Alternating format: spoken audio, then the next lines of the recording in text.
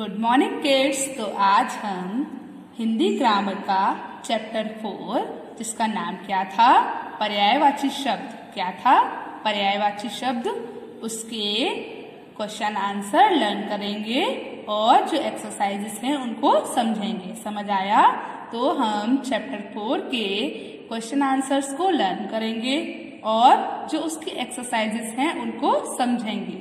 चलिए स्टार्ट करते हैं। तो क्या है फर्स्ट क्वेश्चन? क्या है हमारा?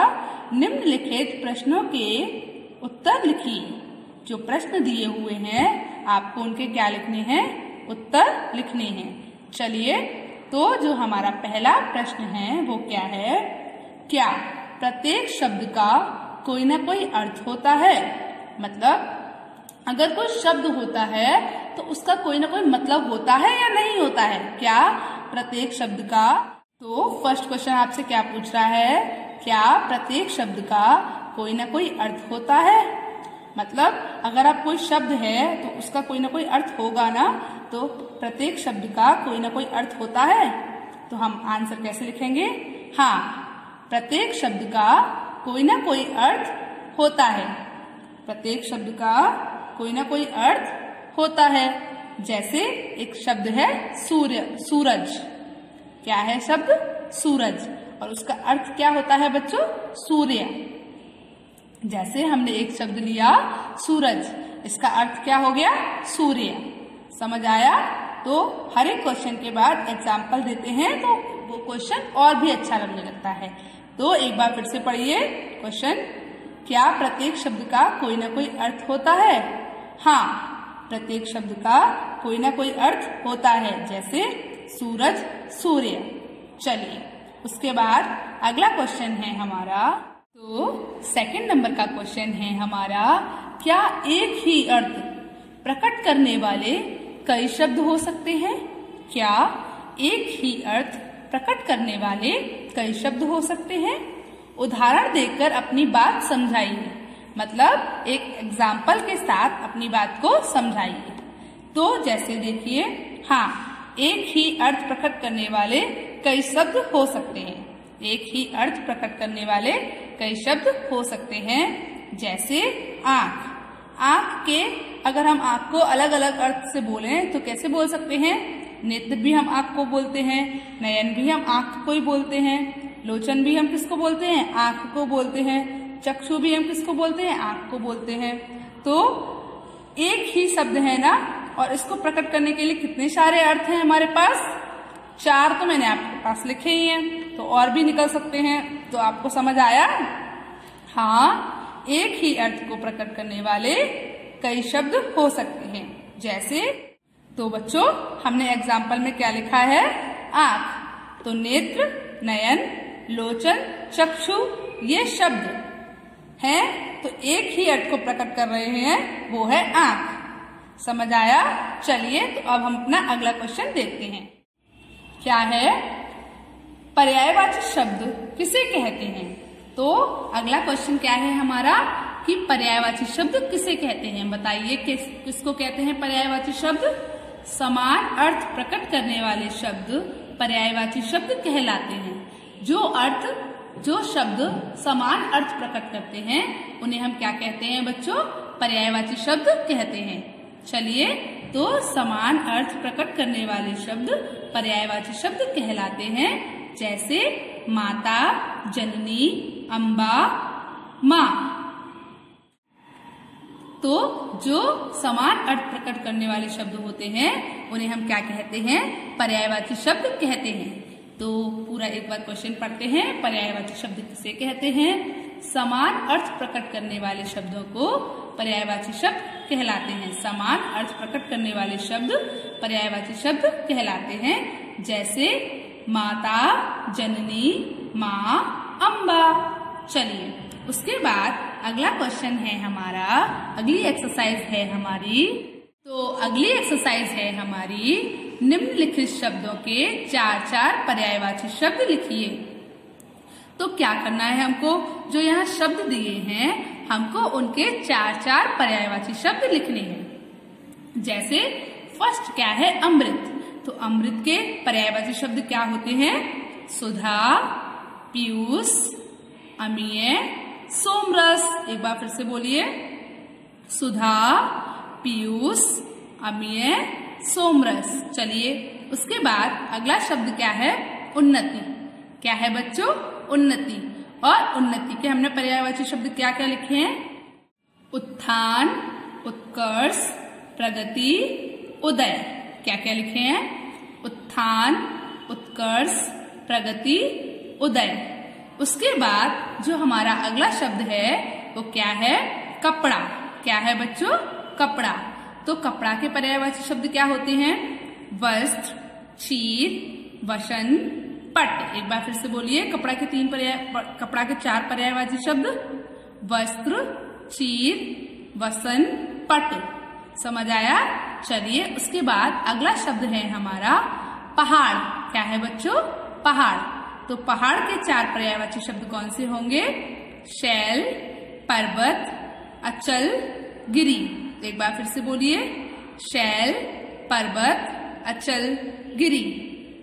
उसके बाद जो अगला शब्द है वो क्या है? सेवक। क्या है बच्चों? सेवक। तो सेवक के पर्यायवाची शब्द कौन कौन से होंगे? दास, चर, चाकर, अनुचर। क्या होंगे? दास, चर, चाकर, अनुचर। तो बच्चों आपको समझ आया कि हमें अमृत के 4 पर्यायवाची लिखने थे, उन्नति के 4 पर्यायवाची लिखने थे, कपड़ा के 4 पर्यायवाची लिखने थे और पहाड़ के 4 पर्यायवाची लिखने थे और सेवक के 4 पर्यायवाची शब्द लिखने थे। बच्चों आप एक बात याद रखिएगा, जैसे मैं साफ साफ और सुंदर राइटिंग में आपको लिखकर क्वेश्चन आंसर और सारी एक्सरसाइजेस को समझाती हूँ, आप भी वैसे ही साफ साफ और सुंदर राइटिंग में लिखकर अपनी नोटबुक पर काम किया करिए। ओके, चलिए आगे देखते हैं। तो बच्चों गा नंबर की एक्सरसाइज है हमारी। नीचे अतिथि, गंगा, धनुष, मोर और सुंदर के 4 पर्यायवाची बिना क्रम के दिए गए हैं। इन्हें छांटकर अलग अलग लिखिए। तो क्या है इस एक्सरसाइज में? अतिथि, गंगा, धनुष, मोर और सुंदर के पर्यायवाची यहाँ पर दिए हुए हैं, पर एक क्रम के साथ नहीं लगे हुए हैं कि पहले सारे अतिथि के लगे हुए हों, फिर सभी गंगा के लगे हुए हों, फिर सभी धनुष के लगे हुए हैं, किसी क्रम में नहीं लगे हुए हैं। आपको क्या करना है? इन्हें छांटकर और क्या करना है? इन्हें अलग अलग लिखिए। इन्हें छांटकर इनके ग्रुप में लिखना है कि कौन सा अतिथि का है, कौन सा गंगा का है, कौन सा धनुष का है और कौन सा मोर का है। आपको समझ आया? चलिए तो अब हम स्टार्ट करते हैं। तो बच्चों घा नंबर की एक्सरसाइज है हमारी। उस शब्द को काट दीजिए जो पहले दिए गए शब्दों का पर्यायवाची नहीं है। मतलब हमको क्या करना है, जो यहाँ शब्द दिए हैं उनके जो पर्यायवाची हैं उन्हें तो ऐसे ही छोड़ देना है, पर जो शब्द इनका पर्यायवाची नहीं है उसे हमें क्या करना है? काट देना है। जैसे पहला शब्द क्या है? अमृत है। तो अमृत का पर्यायवाची सुधा होता है, पीयूष होता है और कौतुक होता है? नहीं होता है। तो हमें क्या करना है? कौतुक को काट देना है और अमीय होता है। समझ आया कैसे करना है?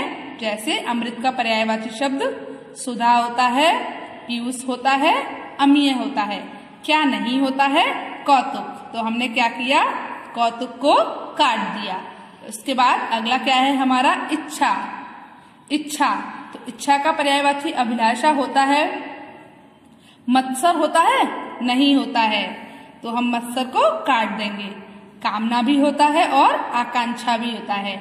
मतलब जो शब्द इस वाले शब्द के पर्यायवाची नहीं है, इसके पर्यायवाची नहीं है, उनको हमें क्या करना है? काट देना है, उन्हें क्रॉस लगा देना है। चलिए उसके बाद अगला है हमारा घर। क्या है? घर। तो घर का पर्यायवाची गृह होता है, सदन होता है, धाम होता है। क्या चक्री भी होता है? नहीं होता है। तो किस पर क्रॉस लगाएंगे हम? चक्री पर। चलिए उसके बाद अगला क्या है? निर्मल। तो निर्मल का पर्यायवाची बताइए।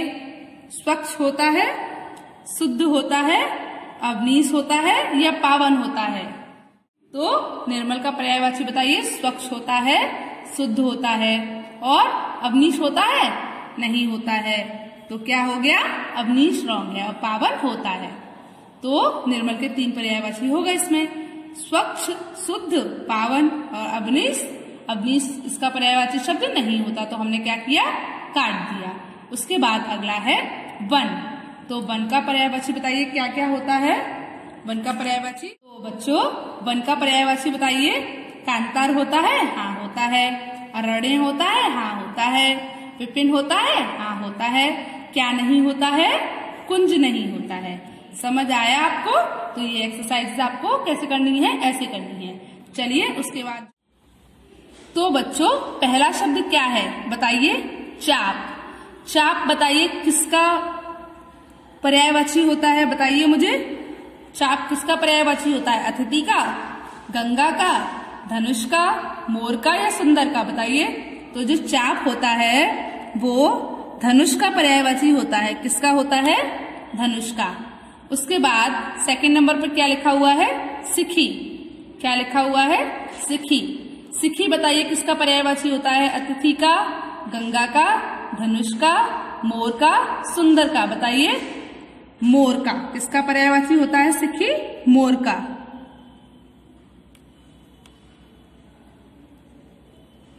उसके बाद अगला है कमान। तो कमान किसका पर्यायवाची होता है, अतिथि का, गंगा का, धनुष का, मोर का या सुंदर का, बताइए आप। कमान होता है धनुष का पर्यायवाची शब्द। किसका होता है, धनुष का। अगर आप इस तरीके से लिखेंगे तो आपको पता चलता जाएगा कि आपका कौन सा शब्द हो गया है। चलिए आपके 3 शब्द हो गए थे, चौथा है आपका अभ्यागत। क्या लिखा हुआ है बच्चों, अभ्यागत। तो अभ्यागत जो शब्द है वो किसका पर्यायवाची है, अतिथि का, गंगा का, धनुष का, मोर का, सुंदर का, बताइए किसका पर्यायवाची है, अतिथि का। अभ्यागत किसका पर्यायवाची है, अतिथि का।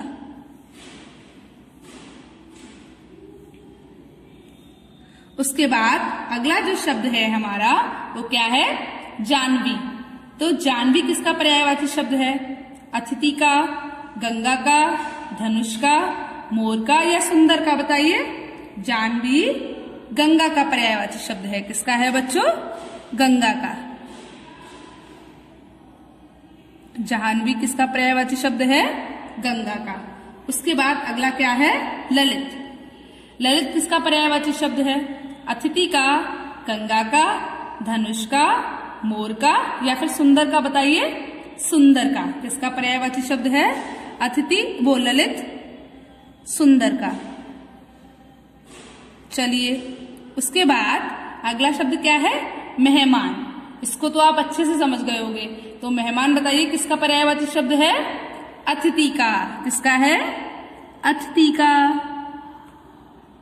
तो हमको इस तरीके से करना है। उसके बाद अगला शब्द क्या है हमारा, सुरसरी। सुरसरी किसका पर्यायवाची शब्द है, गंगा का।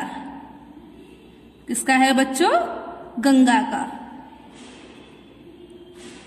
उसके बाद अगला क्या है, पाहुना। पाहुना बताइए किसका पर्यायवाची शब्द होता है, मेहमान का। किसका होता है, अतिथि का। पाहुना। पाहुना किसका पर्यायवाची शब्द होता है, अतिथि का।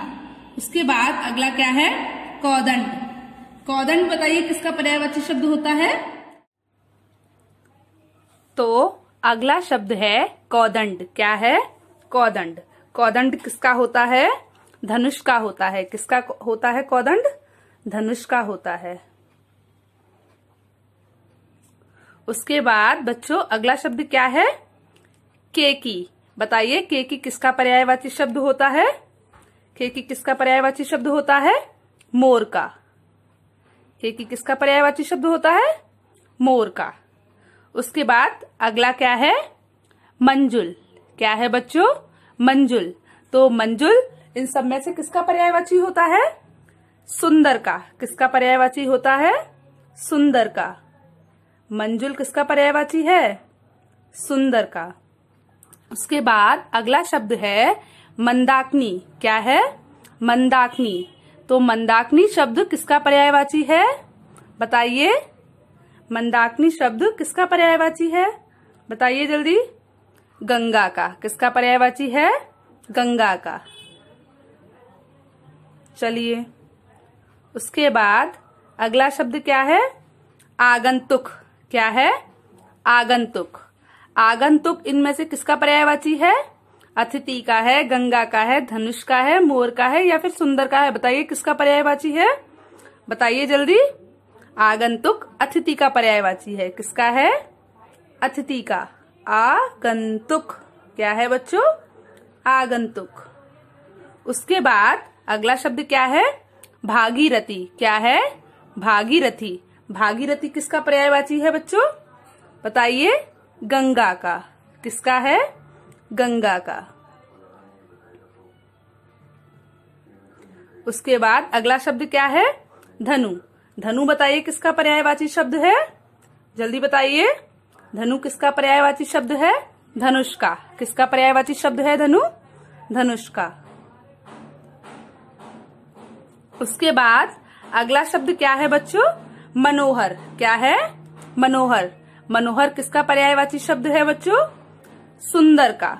सुंदर मतलब मनोहर, कोई चीज देखने में अच्छी लगती है, मनोहर जो मन को भा जाती है। चलिए, उसके बाद अगला पर्यायवाची शब्द क्या है? सारंग। सारंग बताइए किसका है? मोर का है, धनुष का है, सुंदर का है? बताइए किसका है? मोर का है। किसका पर्यायवाची शब्द है सारंग? मोर का। उसके बाद अगला क्या है? रम्य। क्या है बच्चों? रम्य। रम्य किसका पर्यायवाची शब्द है बच्चों? बताइए। सुंदर का। किसका है? सुंदर का। उसके बाद जो हमारा लास्ट शब्द है वो क्या है? मयूर। मयूर किसका पर्यायवाची शब्द है बच्चों? बताइए। मोर का। किसका है मयूर पर्यायवाची शब्द? मोर का। तो आपको ये एक्सरसाइज समझ आई? चलिए, तो बच्चों आपको ये सारी एक्सरसाइजेस समझ आई? तो आपको ये सारी एक्सरसाइजेस अपनी हिंदी ग्रामर की फेयर नोटबुक में करनी है, साफ साफ और सुंदर राइटिंग में। कैसे? साफ साफ और सुंदर राइटिंग में। कैसे करनी है? साफ साफ और सुंदर राइटिंग में। समझ आया? चलिए, गुड बाय।